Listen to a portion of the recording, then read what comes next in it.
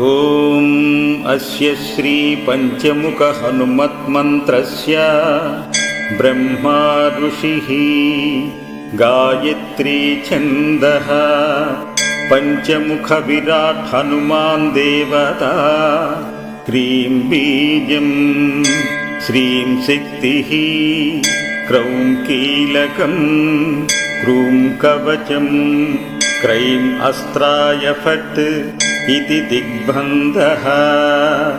श्रीगरुड उवाच अदध्यानं प्रवक्ष्यामि शृणु सर्वाङ्गसुन्दरी यत्कृतं देवदेवेन ध्यानं हनुमतः प्रियम् पञ्चवक्त्रं महाभीमं त्रिपञ्चनयनैर्युतं बाहुभिर्दशभिर्युक्तं सर्वकाम्यार्थसिद्धिदम् पूर्वान्तु वानरं वक्त्रं कोटिसूर्यसमप्रभं दंष्ट्राकराळवदनं भ्रुकुटीकुटिलेक्षणं हसैव दक्षिणं वक्त्रं नारसिंहं महाद्भुतम् अत्युग्रतेजो वपुषं भीषणं भयनाशनम् पश्चिमं गारुडं वक्त्रं वक्रतुण्डं महाबलं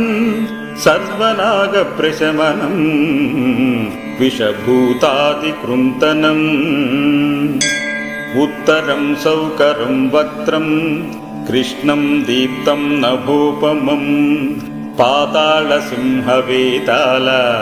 ज्वररोगादिकृन्तनम् ऊर्ध्वं हयाननं घोरं दानवान्तं करं परं येन वक्त्रेण विप्रेन्द्र तारकाख्यं महाशूरम् जघान शरणं तत्स्या सर्वशत्रुहरं परं ध्यात्वा पञ्चमुखरुद्रं हनुमन्तं दयानिधिम् खड्गं त्रिशूलं खड्वाङ्गं पाशमङ्कुशपर्वतं मुष्टिं कौमदिकीं वक्षं धारयन्तं कमण्डलुम् भिन्दिपालं ज्ञानमुद्रां दशभिर्पुनिपुङ्गवं एतान्यायुधजालानि धारयन्तं भजाम्यहम् प्रेतासनो विपिष्टं तं सर्वाभरणभूषितं दिव्यमालाम्बरधरं दिव्यगन्धानुलेपनं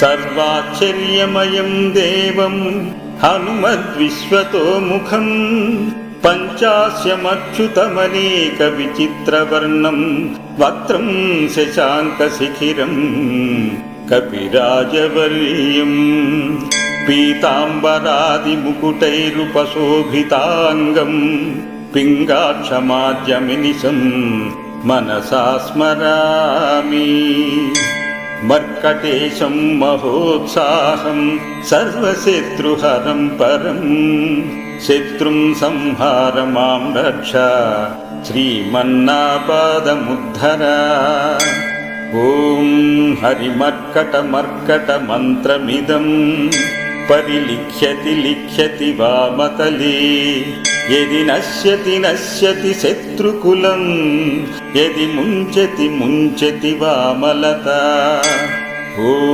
हरिमर्कटाय स्वाहा ॐ नमो भगवते पञ्चवदनाय पूर्वकपिमुखाय सकलशत्रुसंहारकाय स्वाहा ॐ नमो भगवते पञ्चवदनाय दक्षिणमुखाय करालवदनाय नरसिंहाय सकलभूतप्रमथनादाय स्वाहा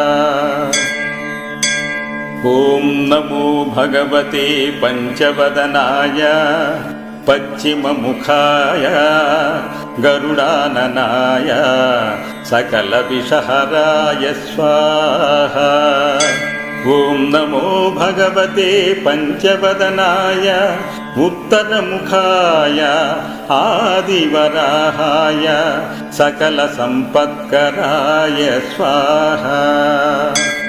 ఓం నమో భగవతే పంచవదనాయ ఊర్ధ్వముఖాయ హయగ్రీవాయ సకల జనవశంకరాయ స్వాహా. ఓం అస్య శ్రీ పంచముఖ హనుమన్మంత్రస్య శ్రీరామచంద్ర ఋషిః అనుష్ఠుప్ఛందః పంచముఖ వీర హనుమాన్ దేవతా హనుమాన్ ఇతి బీజం వాయుపుత్ర ఇతి శక్తిః అంజనీసుత ఇతి కీలకం శ్రీరామదూత హనుమత్ప్రసాద సిద్ధ్యర్థే జపే వినియోగః ఇతి ఋష్యాదికం విన్యసేత్. ఓం అంజనీసుతాయ అంగుష్టాభ్యాం నమః. ఓం రుద్రమూర్తయే తర్జనీభ్యాం నమః. ఓం వాయుపుత్రాయ మధ్యమాభ్యాం నమః. ఓం అగ్నిగర్భాయ అనామికాభ్యాం నమః. ఓం రామదూతాయ కనిష్ఠికాభ్యాం నమః. ఓం పంచముఖ హనుమతే కరతలకరపృష్ఠాభ్యాం నమః ఇతి కరన్యాసః. ఓం అంజనీసుతాయ హృదయాయ నమః. ఓం రుద్రమూర్తయే శిరసే స్వాహా. ఓం వాయుపుత్రాయ శిఖాయై వషట్. ఓం అగ్నిగర్భాయ కవచాయ హుం. ఓం రామదూతాయ నేత్రత్రయాయ ఔషట్. ఓం పంచముఖ హనుమతే అస్త్రాయ ఫట్. పంచముఖ హనుమతే స్వాహా ఇతి దిగ్బంధః. అధధ్యానం వందే వానర నారసింహ ఖగరాట్రోడాశ్వవక్త్రాన్వితం దివ్యాలంకరణం త్రిపంచనయనం దేదీప్యమానం రుచా. హస్తైర్జైరసిఖేట పుస్తక సుధాం కుంభాం కుశాద్రిం హలం ఖడ్వాంగం పణిభూరుహం దశభుజం సర్వారి వీరాపహం. అథ మంత్రః. ఓం శ్రీరామదూతాయ ఆంజనేయాయ వాయుపుత్రాయ మహాబలపరాక్రమాయ సీతాదుఃఖ నివారణాయ లంకాదహనకారణాయ మహాబల ప్రచండాయ పల్గుణ సఖాయ కోలాహల సకల బ్రహ్మాండ విశ్వరూపాయ సప్త సముద్ర నిర్లంఘనాయ పింగళ నయనాయ మిత విక్రమాయ సూర్యబింబ ఫల సేవనాయ దుష్ట నివారణాయ దృష్టి నిరాలంకృతాయ సంజీవిని సంజీవితాంగద లక్ష్మణ మహాకపి సైన్య ప్రాణదాయ దశకంఠ విధ్వంసనాయ రామేష్టాయ మహాఫాల్గుణ సఖాయ సీతాసహిత రామవరప్రదాయ షట్ప్రయోగామ పంచముఖ వీర హనుమన్మంత్ర జపే వినియోగః. ఓం హరిమర్కట మర్కటాయ బం బం బం బం బం ఔషట్ స్వాహా. ఓం హరిమర్కటమర్కటాయ ఫం ఫం ఫం ఫం ఫం ఫట్ స్వాహా. ఓం హరిమర్కటమర్కటాయ ఖేం ఖేం ఖేం ఖేం ఖేం మారణాయ స్వాహా. ఓం హరిమర్కటమర్కటాయ లుం లుం లుం లుం లుం ఆకర్షిత సకల సంపత్కరాయ స్వాహా. ఓం హరిమర్కటమర్కటాయ ధం ధం ధం ధం ధం శత్రుస్తంభనాయ స్వాహా. ఓం టం టం టం టం టం కూర్మమూర్తయే పంచముఖ వీర హనుమతే పరయంత్ర పరతంత్రోచ్చాటనాయ స్వాహా. ఓం ఖం ఖం గం ఘం జం చం ఛం జం ఝం ఞిం ఠం ఠం డం ఢం నం తం ధం దం ధం నం పం పం బం భం మం యం రం లం వం శం శం సం హం లం క్షం స్వాహా ఇతి దిగ్బంధః. ఓం పూర్వకపిముఖాయ పంచముఖ హనుమతే టం టం టం టం సకల శత్రు సంహారణాయ స్వాహా. ఓం దక్షిణముఖాయ పంచముఖ హనుమతే కరాళవదనాయ నరసింహాయ.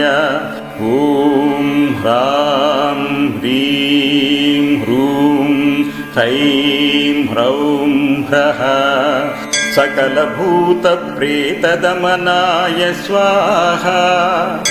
ఓం పశ్చిమముఖాయ గరుడాననాయ పంచముఖ హనుమతే మం మం మం మం మం సకల విషహరాయ స్వాహా.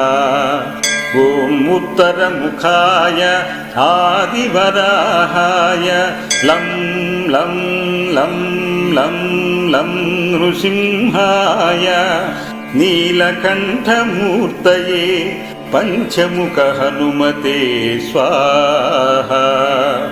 ఓం ఊర్ధ్వముఖాయ హయగ్రీవాయ రుం రుం రుం రుం రుం రుద్రమూర్తయే సకల ప్రయోజన నిర్వాహకాయ స్వాహా.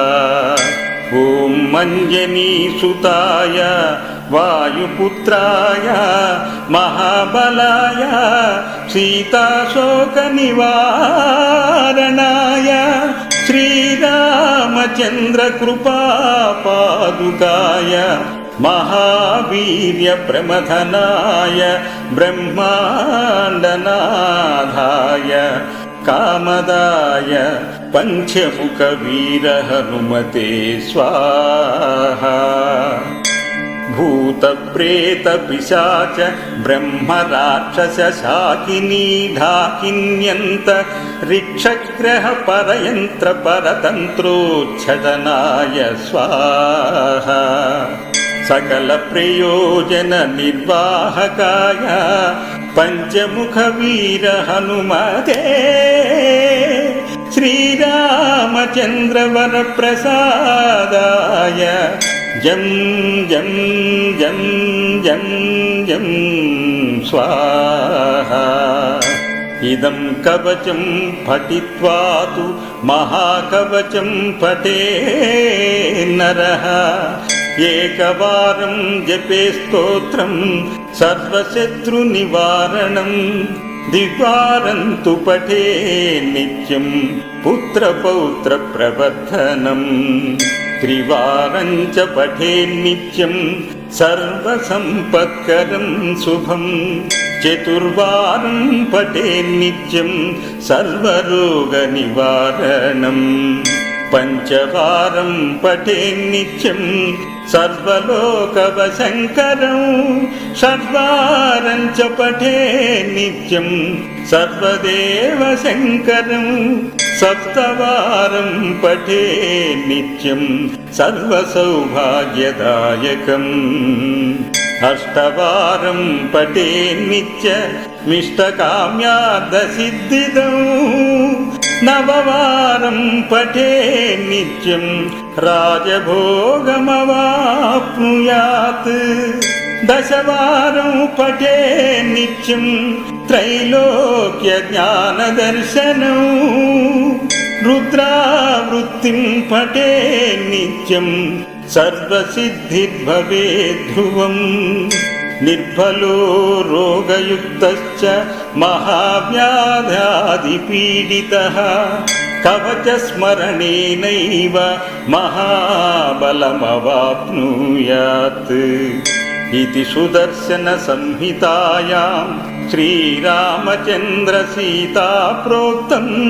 श्रीपञ्चमुख हनुमत्कवचं सम्पूर्णं